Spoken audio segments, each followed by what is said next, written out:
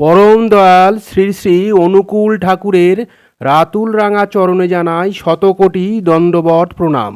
জয় গুরু সকল ইষ্টপ্রাণ দাদা ও মায়েরা। আশা করব ঠাকুরের কৃপায় আপনারা সকলে ভালো আছেন, সুস্থ আছেন। আপনারা রোজ রাতের বেলায় রান্নাঘরে এই একটা জিনিস জ্বালিয়ে দিন, তাহলে দেখবেন আপনাদের জীবনে যে অন্ধকার আছে সেগুলো কেটে গিয়ে আপনার গৃহে সুখ শান্তি আসবে, আর্থিক সচ্ছলতা, আর্থিক উন্নতি আসবে। আপনি যা চাইবেন তাই কিন্তু পাবেন, অর্থাৎ আপনার মনস্কামনা পূর্ণ হবে। তাই রোজ রাতে অতি অবশ্যই একটি জিনিস রান্নাঘরে জ্বালিয়ে দেবেন। আমরা প্রত্যেকেই কিন্তু আমাদের জীবনকে সুন্দর, সুখ শান্তিতে ভরপুর দেখতে চাই। আমাদের জীবনে সুখ শান্তি ঐশ্বর্য বাড়ুক, আমাদের জীবন থেকে বাধা অশান্তি দূর হোক, আমাদের জীবনে মানসিক শান্তি আসুক, নানা রকম চিন্তাভাবনা কমে যাক, এটাই আমরা সবাই চাই। আমাদের গৃহ থেকে সকল প্রকার অশুভ ছায়া দূর হোক, অর্থনৈতিক উন্নতি বাড়ুক, আমরা যেন অর্থ সঞ্চয় করতে পারি। আমাদের জীবনে যাতে কোনো রকম গ্রহদোষ, আপদ বিপদ না আসে, অর্থাৎ সংসারে ভালো থাকতে গেলে যা যা দরকার তা যেন অর্জন করতে পারি, এটাই কিন্তু সকলের একমাত্র চাহিদা, তাই নয় কি? কিন্তু আমরা যা চাই সবসময় কি তা হয়? না, তা কিন্তু সবসময় হয় না। যা চাই সবসময় তা কিন্তু পাই না। যতই জীবনে আমরা ভালো থাকতে চাই, সুখে শান্তিতে থাকতে চাই, তা কিন্তু হতে চায় না।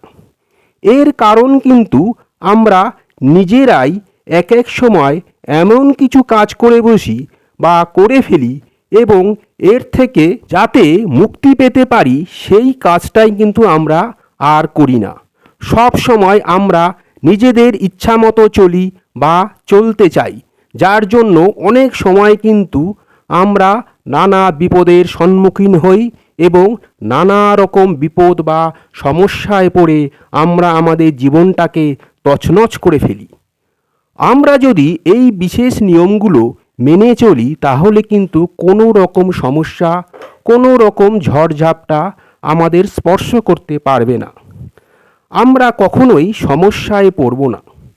এমন একটা কর্ম বা টোটকা আজকে আপনাদের বলবো, যা করার মধ্য দিয়ে আপনাদের জীবন পুরোপুরি বদলে যাবে। গৃহ থেকে অশুভ শক্তি দূর হবে, মানসিক দিক দিয়ে শান্তি পাবেন, জীবনে অর্থনৈতিক উন্নতি ঘটবে, আপনাদের কপালের লিখন পাল্টে যাবে। শুধু আপনাদের ভক্তি ভরে, শ্রদ্ধা ভরে, মনের অন্তর থেকে এই কাজটি করতে হবে। এই যে টোটকার কথা বলবো, এটা রাত্রিবেলায় করবেন এবং এটা প্রতিদিন করবেন, এবং এই কর্মটি করার পর আপনারা ঠাকুরকে প্রণাম করে তবেই শুতে যাবেন, তাহলেই কিন্তু মহাফল লাভ করবেন। এই টোটকাটি করার জন্য আপনাদের কি কি নিতে হবে?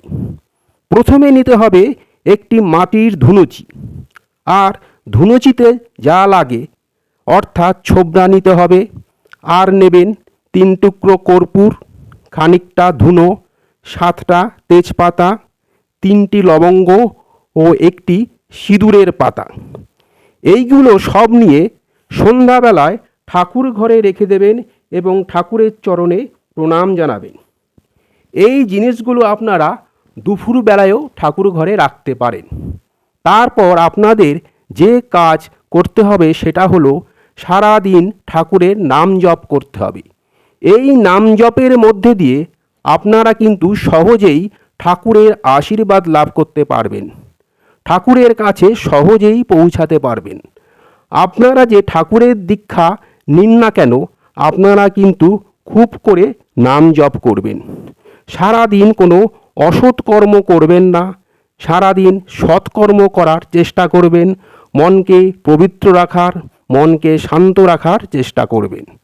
মনকে পবিত্র রেখে ঠাকুরের চরণে নিজেদেরকে উৎসর্গ করবেন। ভক্তি ভরে, শ্রদ্ধা ভরে কিন্তু আপনাদের নাম জপ করতে হবে। কোনো রকম ক্ষৌর কর্ম কিন্তু আপনারা করবেন না, কোনো কুকর্ম বা কুকাজ করবেন না। সন্ধ্যাবেলায় সন্ধ্যা দেওয়ার আগে বাড়িকে শুদ্ধ করবেন গঙ্গা জলের ছড়া দিয়ে। তারপর বাড়ির চারদিকে ধূপ দেখাবেন, তুলসী মঞ্চেও প্রদীপ ও ধূপ দেখাবেন, শঙ্খ বাজাবেন, কাসর ঘণ্টা বাজাবেন এবং মনকে শুদ্ধ ও পবিত্র রেখে ঠাকুরের চরণে প্রণাম জানাবেন। এর ফলে ঠাকুরের আশীর্বাদ কিন্তু সহজেই লাভ করতে পারবেন।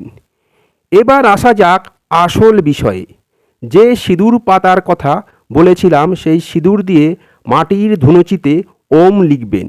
যেহেতু এই কর্মটি আপনাদের রান্নাঘরে করতে হবে, সেহেতু রান্নাঘরটিকে কিন্তু পরিষ্কার পরিচ্ছন্ন রাখতে হবে। কোনোরূপ এঁটো বাসন কিন্তু রান্নাঘরে রাখা যাবে না। রান্না করার পর গ্যাস পরিষ্কার করে নেবেন এবং খাওয়া দাওয়ার পর এঁটো বাসন মেজে ফেলবেন বা বাইরে বের করে দেবেন, যাতে রান্নাঘরটি সম্পূর্ণ পরিষ্কার থাকে। তারপর মাটির ধুনুচির মধ্যে সিঁদুর দিয়ে ওম লেখার পর ধুনুচির মধ্যে ছোবড়া দেবেন, তার মধ্যে কর্পূর ও ধুনো দিয়ে ছোবড়াগুলো জ্বালিয়ে দেবেন। যেমন সন্ধ্যাবেলায় ঠাকুরকে ধুনো দেখান, ঠিক সেই রকমভাবে রান্নাঘরে ধোয়া করবেন। তারপর ঘরের চারটি কোণে এই ধুনো দেখাবেন, বাইরে কিন্তু নয়, ঘরের ভিতরেই কিন্তু দেখাতে হবে। চারিদিক দেখানোর পর আবার রান্নাঘরে রেখে আপনাদের ইষ্টকে প্রণাম জানিয়ে শুয়ে পড়বেন এবং পরের দিন সকালে ধুনুচিটা আবার ঠাকুর ঘরে রেখে দেবেন। পরের দিন এই কাজটি আবার করতে পারেন। যদি প্রতিদিন আপনারা না করতে পারেন, তাহলে অন্তত শনি মঙ্গলবার এই কাজটি করবেন। এই কাজটি করার সময় কেউ যেন না দেখতে পায়, তাহলে কিন্তু কাজ হবে না। এই কর্ম করার মধ্য দিয়ে আপনারা সকল প্রকার সমস্যা থেকে মুক্তি পাবেন, অর্থনৈতিক উন্নতি ঘটবে, মানসিক চাপ কমবে। এই কর্মটি কিন্তু শাস্ত্রে বলা আছে।